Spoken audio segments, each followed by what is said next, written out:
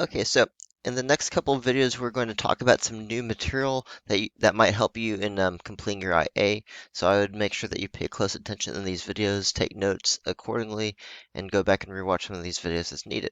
Okay, and so this one is just going to be a brief introduction talking about your experimental design for the IA. Okay, so um, as you're designing the experiment for your IA, there's a few different things that you want to make sure that you consider. Okay, so namely your research question, what your variables are going to be, and how you're going to go about collecting your data. As you go and start the process of writing your introduction, you also want to think about the following: the background information required for your IA, and then, of course, the procedure. Now, I would recommend that if you need examples of what these things look like, you do have 3 sample IAs available to you in Canvas.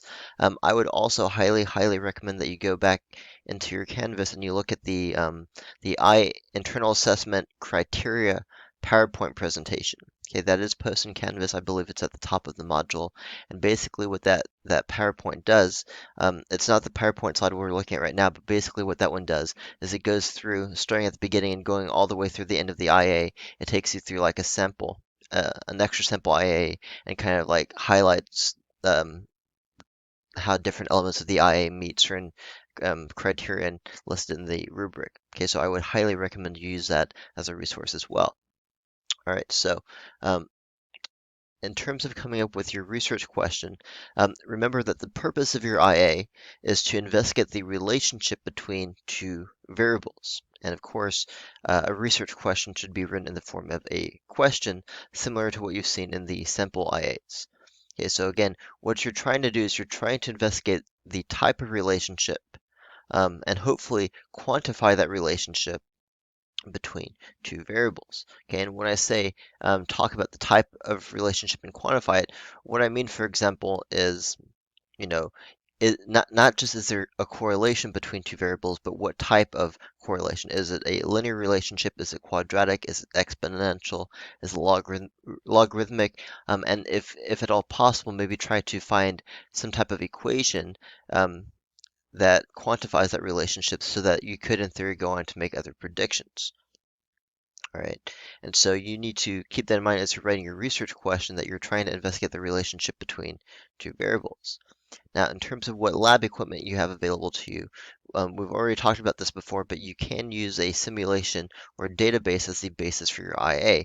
Although I will tell you that the um, that when you're using a simulation for your IA, it has to meet certain criteria. And so if you're interested in using a simulation for your IA, I would highly recommend that you come up with a research question, you talk to me about it through your brainstorming worksheet or through WebEx, and let's make sure that it meets all of the criteria that's necessary. If you want to do a hands-on experiment, you can use anything you have at home, of course. If you need to check equipment out for me, um, that is a possible option, although you'll have to come up to the school to pick it up. We of course have meter sticks, triple beam balances, stuff like that. We also have certain electronic sensors, but most of these only work with Logger Pro that you can only use at the school because we have it installed on the school computers. And so if you ever want to come up some afternoon or a couple different afternoons to use the computers we have in my classroom, you're welcome to do that. We have motion detectors, we have photo gates, um, which is basically a device that lets you measure how fast something is moving through that photo gate. We have force meters, we have accelerometers that tell you how fast it's accelerating. We have ammeters, voltmeters, digital multimeters, sound level probes, magnetic field sensors, temperature probes. But again, most of this equipment works with Logger Pro, which we have installed um, on the computers at school. Okay, it's also possible that you might be able to find an app that exists that might allow you to collect your data. Um, and so if you have any questions about any of those items, please let me know. Um, the next thing you want to consider as you're designing your IA is what are your variables going to be? Okay, so you need to have one independent variable and one dependent variable. And a lot of the time people have issues with number one, coming up with only one independent variable because people want to change more than one thing. Um, and number two, actually being able to measure and quantify your independent and dependent variable. Okay, so you need to be able to assign a number to your independent variable and a number to your dependent variable, because what's going to happen is ultimately you're going to make a graph, and on the y-axis you're going to have the dependent variable, and on the x-axis you're going to have the independent variable. And so you can't do something too abstract like, color, because you can't assign a number to color. Or you can assign a number to color if you think of like wavelength of light, for example, but that's something that you need to think through on your own. Okay, so you should have one independent variable, one dependent variable, and then probably multiple control variables, which are the variables that you're not changing, that you're intentionally keeping constant. And when you're writing your IA, you need to kind of list out your variables, talk about how you're going to measure each one. And then when you list your control variables, you need to specify like what is your plan for controlling, that means keeping constant, all of these other variables. Okay, so you need to be explicit about that as you're writing your introduction. Okay, so which is basically what I just talked about here.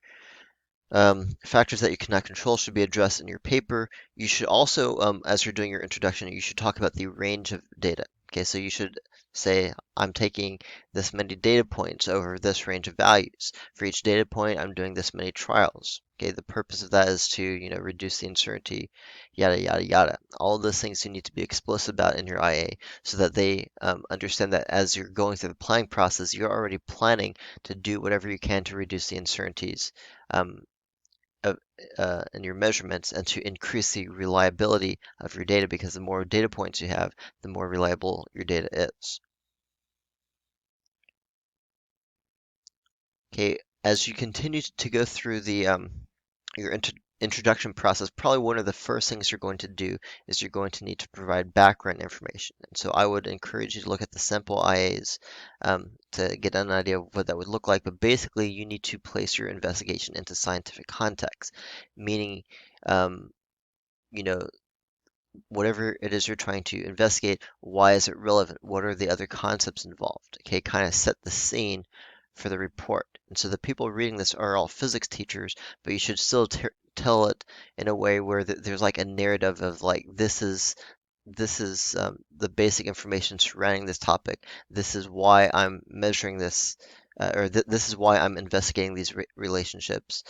If you have an idea of how you think things might go down, you don't have to have a hypothesis necessarily, but if you want to, uh, you can. But basically, want to explain like what it is you're trying to investigate and why it's worth investigating. And again, I would encourage you to look at the simple IAs for that. If you do use any outside references, if the topic of your IA is something that we didn't talk about in class, that's perfectly fine. In fact, that's encouraged, but you do need to make sure that you cite those sources appropriately and then include them in your bibliography at the end of your report. Okay, and the last thing I'm going to say in this video is as you're writing out your procedure, please try to be concise. Everybody reading this is going to be to the physics detail. I don't know how I misspelled the word teacher, so that's cool. Everyone reading this is going to be a physics teacher, so don't include irrelevant steps. So you don't need to like say like step one, turn on the hot plate, that type of thing. Okay, so be concise. And that kind of goes throughout your entire report. A lot of the time when people are writing a scientific report for their IA, they want to sound fancy or they want to sound super smart. And you don't necessarily need to do that. You need to use correct academic vocabulary, and you need to like write as though you know what it is you're saying. But you don't need to use big fancy words just like to increase your word count. Okay, usually with scientific writing, you want to be like forward and straight to the point, and you want to be concise. Just say what it is you're trying to do, um, and there's no need to make it look any fancier than it is. I would also say that as far as the procedure goes, including pictures can be helpful in understanding the grader, understanding what it is you're doing, especially if you're video recording something or if you're taking pictures with some type of setup to reduce the uncertainties. Being able to see that setup can help like make that more concrete for the reader. Okay, so don't feel like you can't do that. And of course, make sure that you're explaining how you're going to measure each of your variables in a controlled manner, and that you have systems or some type of plan in place to reduce the amount of uncertainty in your measurements. Okay, and so those are just some kind of basic things to kind of keep in mind up to the point where you start getting to the data collection process. And so in the next video, I'm going to talk more about collecting data and talking about the uncertainties in your data and what your data table should look like and how to do all of that stuff. So as always, please let me know if you have any questions, and I'll see you guys in the next video.